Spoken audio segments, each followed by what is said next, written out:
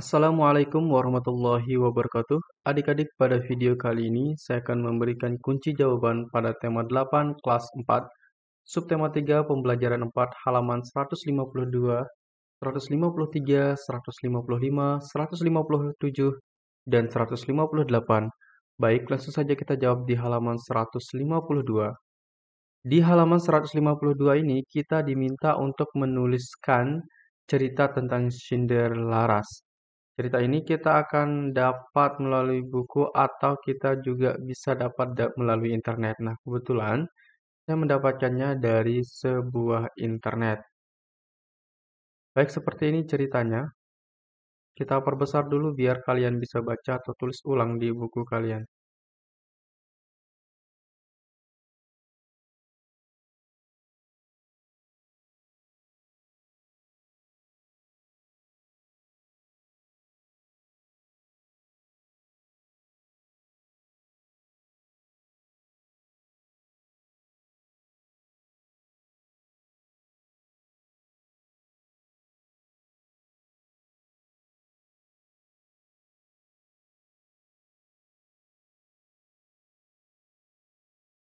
Oke, setelah kalian menuliskan ceritanya, kita akan jawab di halaman 153.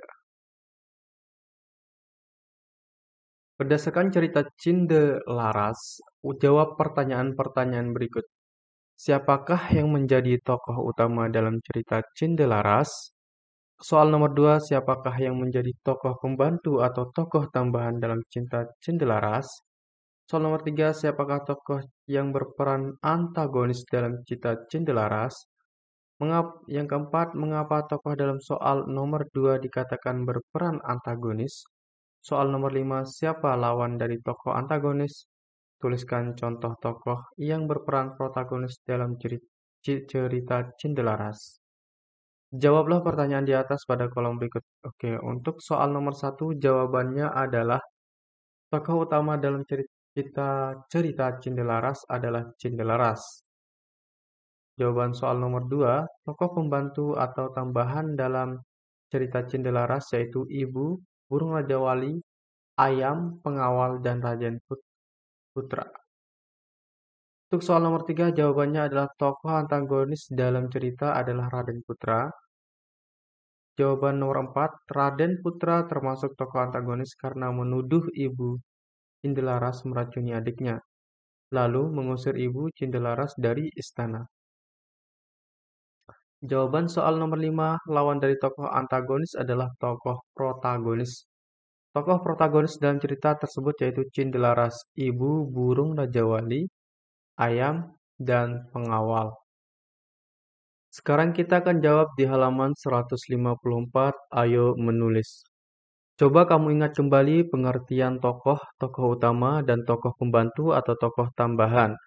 Selanjutnya tuangkan kembali dalam bentuk tulisan tentang pengertian tokoh, tokoh utama, dan tokoh pembantu atau tambahan sesuai ingatanmu. Tuliskan dalam kolom berikut ini. Tokoh adalah para pelaku yang terdapat pada cerita fiksi. Tokoh berperan sebagai pembawa cerita. Kemudian berikutnya tokoh utama. Di sini biar rapi.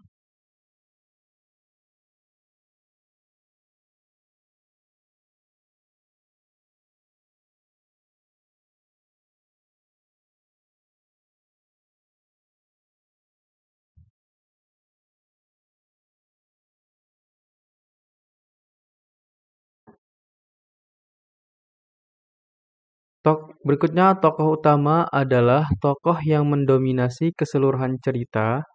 Jadi, tokoh utama paling terlibat dengan makna dan teman, saling banyak berhubungan dengan tokoh lain, dan paling banyak memerlukan waktu penceritaan.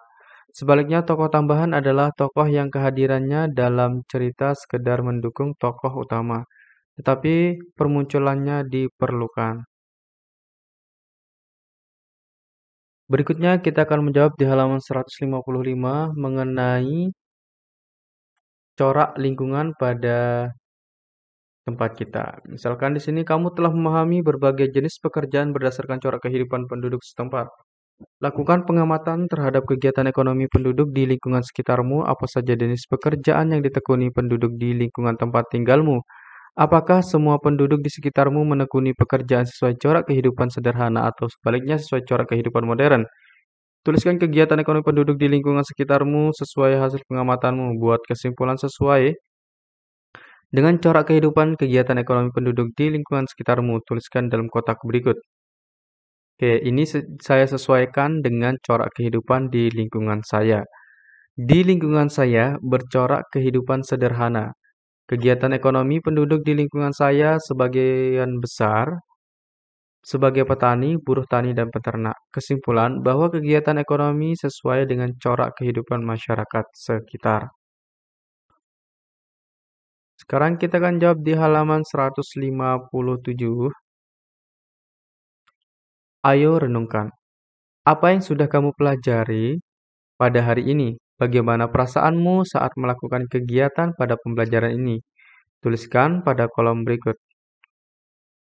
Baik, kita jawab. Hari ini saya telah belajar tentang kegiatan ekonomi di suatu daerah berkaitan dengan mata pencaharian, tokoh pada cerita fiksi, dan manfaat keragaman karakteristik individu. Perasaan saya pada pembelajaran hari ini sangat senang dan bermanfaat. Tadi kita sudah belajar tentang corak ekonomi atau corak kehidupan yang berpengaruh terhadap aktivitas atau kegiatan perekonomian di tempat itu. Kemudian tokoh pada cerita fiksi. Tadi kita diminta untuk mengingat tokoh utama, kemudian tokoh tambahan. Dan manfaat keberagaman karakteristik individu. Oke, untuk halaman 158, kerja sama dengan orang tua. Dalam kegiatan ekonomi, banyak jenis pekerjaan yang ditekuni masyarakat. Semua dilakukan dengan tujuan yang sama, yaitu memenuhi kebutuhan hidup sehari-hari.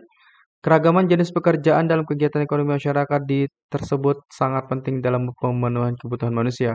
Coba kamu diskusikan bersama orang tuamu hal yang akan terjadi jika semua masyarakat hanya menekuni satu jenis pekerjaan. Semua menekuni pekerjaan yang sama, tuliskan hasil diskusi pada kolom berikut.